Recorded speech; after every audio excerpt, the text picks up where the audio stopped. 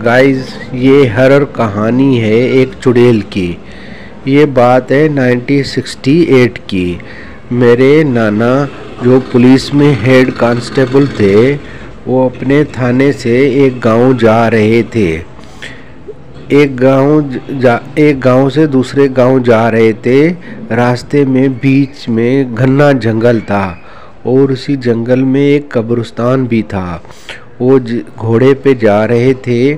जब घने जंगल से उसका गुजर हुआ तो उसने देखा एक हसीन खूबसूरत औरत जेवरात से पहने हुई जा रही है जंगल से। उसकी जब उस औरत पे निगाह पड़ी तो उसने उस औरत का पीछा करने की क्योंकि वो पुलिस वाला था ना, वो डरता भी किसी से नहीं था। और दूसरा कि उसने देखना भी था वो क्या है। वो सर और घोड़े को रोक के उस औरत के पीछे पीछे जा रहा था। तो उसने देखा जंगल में बहुत सी आवाज़ें हो रही हैं और उसका घोड़ा जो है वो भी चीखने और जंप लगाने शुरू कर दिया। तो वो पीछे वापस हुआ और उसने अपना घोड़ा लिया और घोड़े पे बैठ के उसने समझा कि अब चलता बनूं तो अच्छी बात है, ये कोई मामलात और है। जैसे वो आगे बढ़ा घोड़ा तो आगे घोड़े ने अगले पाँव उठा लिए और खड़े, जिसे इंसान खड़ा हो जाता है, खड़ा होने लगा और चीखने लगा। मेरे नाना ने देखा कि सामने एक आदमी खड़ा हुआ है, काला स्याह, और वो लंबा होता जा रहा है, लंबा होता जा रहा है, इतना लंबा कि वो समझ रहा था कि वो आसमान से लग रहा है। उस आदमी को देख के मेरा नाना पहले तो डरे, घबराने लगे। फिर उसने खुद पे कंट्रोल किया। फिर उसने आयतल कुर्सी पढ़ना शुरू कर दी। आयतल कुर्सी पढ़ के खुद पे दम की, घोड़े पे की। जब उसको फूंक मारी तो वो आगे से हट गया, रास्ता मिला। वो आहिस्ता आहिस्ता उसने घोड़े को निकालने की कोशिश की।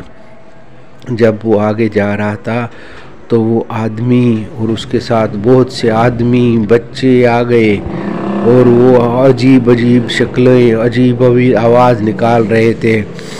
उसने सोचा कि इनसे डरना नहीं है, डरूंगा जो डर गया सो मर गया।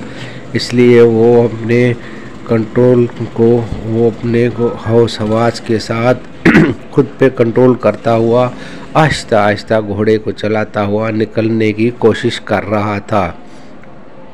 वो जो जिन्नात लग रहे थे वो उसके पीछे पीछे इस साइड से उस साइड से चल रहे थे। कभी घोड़े के आगे आते तो घोड़ा रुक जाता, फिर वो आयतल कुर्सी फूंक मारते तो वो साइड पे हो जाते। मगर पीछा करते करते वो 1 किलोमीटर तक उसका पीछा करते रहे।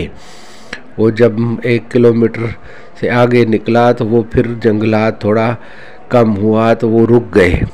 वो चला गया गांव में।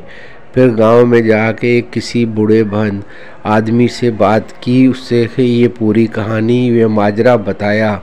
तो उस आदमी ने उसको बताया कि यहाँ जंगल में जिन्नात। उस बूढ़े आदमी ने मेरे नाना को बताया कि इस जंगल में जिन्नात हैं और हमने सुना है यहाँ पे एक औरत चुड़ैल भी रहती है वो इसी किसी अड़ोस पड़ोस के गांव की वो आती है। तो मेरे नाना ने सोचा कि जिन्नात से के साथ तो कुछ नहीं कर सकते, मगर इस औरत का मैं पीछा ज़रूर करूँगा। उसने उसी दिन ठान ली कि इस चुड़ैल को लाजमी पकड़ना है। फिर क्या हुआ, मेरे नाना ने मामूल बना दिया रोज़मर्रा का वहाँ से गुज़र का, और वो जिन्नात आते आगे पीछे उसके घोड़े को तंग करते, आवाज़ें निकालते, डराने की कोशिश करते। तो मेरे नाना आहिस्ता आहिस्ता करके निकल आते। उसने सोचा जब भी मुझे चुड़ैल नज़र आई मैं उसका पीछा करूँगा। तो एक दिन देखा कि वो हसीन औरत जा रही है।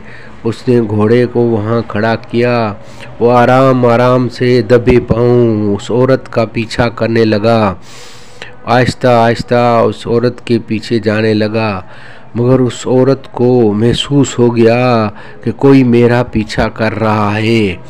उस औरत ने थोड़ी स्पीड बढ़ाई और बढ़ा के जल्दी से कब्रिस्तान में चली गई। कब्रिस्तान में जाके पता ही नहीं चला, किसी कब्र में अंदर घुस गई, सुराख था उसमें घुस गई। मेरे नाना देख रहे थे कि ये कब्र के अंदर घुस गई है। मेरे नाना ने भी अंदर देर नहीं की, डरा नहीं, वो भी उसी सुराख से कब्र में अंदर घुस गया और उसके पास माचिस थी। अंदर जाके उसने माचिस की तीली जलाई, देखा कि कुछ नहीं है, एक मुर्दा पड़ा हुआ है सफ़ेद कफन के साथ। उसने मुर्दे के मुंह से कफन हटाया तो वो मुर्दा था और वो देख रहा था कि ये तो मुर्दा है। अब वो आई तो इधर थी, इधर देखा उधर देखा, कुछ नहीं है। तो मेरा नाना समझ गया कि बात है कि ये मुर्दे के नीचे ही है।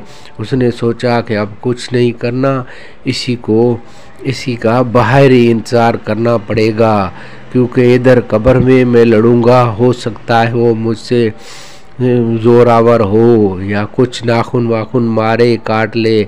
उसने बाहर आके छुप के कब्र के बाहर इंतज़ार किया। वो थोड़ी देर के बाद वो चुड़ैल समझी कि वो चला गया है। वो निकलने की कोशिश कर रही थी। जैसे वो बाहर निकली तो मेरे नाना ने पीछे से उसकी चुटिया पकड़ ली, क्योंकि बोलते हैं कि चुड़ैल की चुटिया पकड़ी जाए तो चुड़ैल डर जाती है, खौफज़दा हो जाती है। तो वो चुड़ैल डर गई, सहम गई। फिर मेरे नाना को बोलने लगी, प्लीज़ वाह खुदा के लिए मुझे छोड़ दो, जो मांगोगे मैं दूंगी, सोना चांदी जेवरात, ये पूरे जेवरात ले लो, मुझे छोड़ दो।